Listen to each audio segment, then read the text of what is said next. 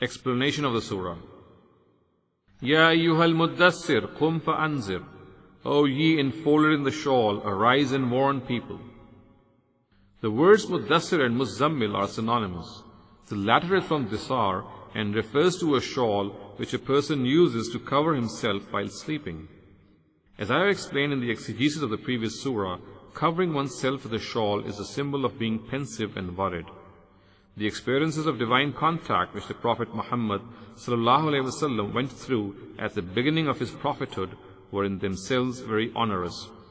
When he mentioned these experiences to his family and they started to make fun of them, his worries increased.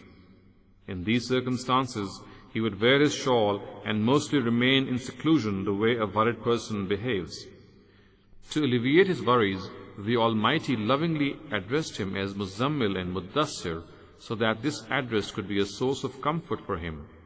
It shows that the Almighty is well aware of his circumstances, and when he has addressed the Prophet Muhammad ﷺ in such an affectionate manner, then he will surely alleviate his worries. Consequently, in the previous surah, he was addressed by the title Muzzammil and asked to stand in prayer by night. This, of course, was meant to be a cure for his worries and also a preparation for a new assignment which would be later spelled out to him. The words Qum fa'anzir spell out this new assignment which was referred to in the previous verse by the words Inna sanulqi alayka qawlan thaqila. He should arise and with full determination and resolve warn his people and not worry of the opposition, resistance, nor of the adverse and alien circumstances he was facing. If he takes up this task with grit and endurance, the Almighty will ease the way for him and strengthen him with his special divine help. I have already explained in the previous surah under the words Inna sanulqi alayka qawlan thaqila that these words refer to the obligation of delivering open warning to his people mentioned in this surah. Generally, people have interpreted the expression qawlan thaqil to mean divine revelation itself. However, divine revelations had already begun. So, what was the reason for saying, I shall soon reveal to you a heavy word? On the other hand, the obligation of inzar or warning was no doubt a burdensome directive. It was not at all easy to sound the message of Tawheed in the ears of the leaders of Mecca and Taif, and that too with the claim that he was a messenger of God, and that if they denied his open warnings, they would be grievously punished. It was but natural for the Prophet Muhammad ﷺ to become apprehensive of such a heavy responsibility. Consequently, in the initial period, he confined his preaching to his immediate family. To them too, he only communicated certain observations and experiences of his prophethood in order to elicit their reaction. This reaction, in fact, was of great animosity. Thus, in this period, he would often remain very anxious and worried. The words Muddaththir and Muzzammil portray this very state of his. The purpose for which the Almighty had sent him had to be fulfilled at all costs. So, he was directed first in Surah Muzzammil to prepare for this situation, and then in this surah he was directed to fully embark on the mission of extending his sphere of preaching and deliver warnings to all the people around him. وَرَبَّكَ فَكَبِّرْ, and proclaim the greatness of your Lord only. This is the first directive of inzar referred to earlier. The belief of Tawheed or monotheism has formed the basic ingredient in the preaching mission of the prophets of God. This meant the proclamation of God's greatness and exaltedness alone. Since the object of the verb in this verse has been placed before the verb, it has resulted in specifying this declaration for God only. In other words, whoever other than God claim greatness or whose greatness is claimed by others are all false and baseless. The Prophet Muhammad ﷺ should only proclaim the greatness of God. In the Jahili society of Arabia, this declaration was no less than inviting the wrath and anger of the whole society. However, since the foundation of religion is on Tawheed, every prophet was required to openly declare it without showing any hesitation. وَثِيَابَكَ فَطَّهِّرْ, and cleanse the apparel of your heart.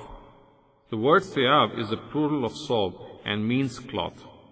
However, it can also refer to the heart. In fact, a study of classical Arabic shows that this word also means the heart's apparel. Imrul Qais has said, وَإِن تَكُ قَدْ سَاءَتْكَ مِنِّي خَلِيقَةٌ فَسُلِّي سِيَابِي مِنْ سِيَابِكِ تَنْسُلِي. If any of my actions has upset you, then separate your heart's apparel from mine, and you will be separated from me. In this couplet, the poet has used the word siyab to connote the heart, and this meaning can only be taken when it is metaphorically understood to mean the heart's apparel. Imrul Qais has also said, Thiyabu Bani Auf tahara naqiyya. The hearts of Bani Auf are absolutely clean. While keeping this meaning of the word thiyab in mind, the verse would mean that the Prophet Muhammad ﷺ should declare the greatness and oneness of God without any fear. However, much as his opponents may force him and make various excuses, he should not let the slightest trace of polytheism contaminate his heart. It should remain clear that the Qur'an in very explicit terms has called the polytheists filthy and polytheism filth. The Prophet Muhammad ﷺ has been given this directive because in the later phases of his mission, the leaders of the Quraysh presented a compromising formula, as per which they would accept all what he said on the condition that he agree to regard some status to their deities. However, the Prophet Muhammad ﷺ emphatically rejected this demand, and he was also directed by the Almighty that Tawheed is the basis of religion and that he should not compromise in any way in this matter. Verses such as وَدُّوا لَوْ تُدْهِنُوا فَيُدْهِنُونَ and other similar ones refer to this very aspect. In the verse under discussion too, the Prophet Muhammad ﷺ has been categorically told to strictly adhere to Tawheed. In other words, by addressing the Prophet Muhammad ﷺ and giving him this directive, it is actually the idolaters who are told that polytheism is such a filth that a messenger of God does not even tolerate its slightest trace. وَرُدْزَ فَهْجُرْ. The words rudz, ridz and ridz have very similar pronunciations and are also similar in meaning. The word rudz is used for filth which makes a person feel abhorrence and disgust. It can refer to every type of filth, but here it specifically refers to the filth of polytheism, and the purpose is to stress what is said in the previous verse, وَثِيَابَكَ فَطَّهِرْ, or, and cleanse your heart's apparel. This directive was not required to be given to the Prophet Muhammad ﷺ because there was no chance of him being involved in it in any way. Just as he remained a staunch and pure monotheist after becoming a prophet, there was not the slightest trace of polytheism found in his beliefs even before this. The objective was to communicate to the disbelievers and idolaters that the warner who had come to them had a very definite stance on polytheism, and that he had other very clear injunctions from his Lord. وَلَا تَمْنُنْ تَسْتَكْثِرْ, and do not discontinue their endeavor regarding it to be more. Just as the word mannun means to do a favor to someone, it also means to cut something. In Surah Qalam, the words used are إِنَّ لَكَ لَأَجْرًا غَيْرَ مَمْنُونَ, or, and indeed for you is a reward unending. The implication of the verse under discussion is that he must continue with the preaching and warning mission he has been asked to undertake, and not discontinue it, thinking that he has done it to a great extent and that it was not required anymore. He should carry on this divinely assigned task and only discontinue when the Almighty tells him to do so. Grammatically, the word tastaksir is not the response to the negative sentence.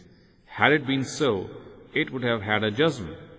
Though some reciters have read it with a jazm, however, since the mutawatir recital is that of dhamma, hence I would prefer to read it thus and have interpreted it with a dhamma.